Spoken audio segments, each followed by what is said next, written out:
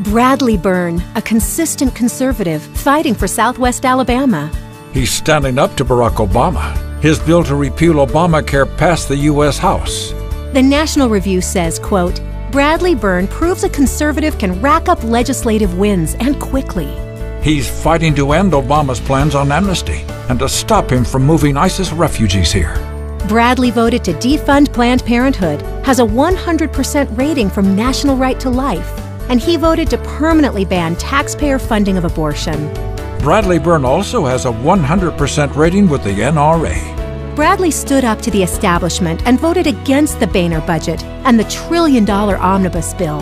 The American Conservative Union ranks Bradley Byrne Alabama's most conservative member of Congress. Bradley Byrne doesn't just talk, he wins for our conservative values. I'm Bradley Byrne, and I approve this message. Paid for by Byrne for Congress, Inc.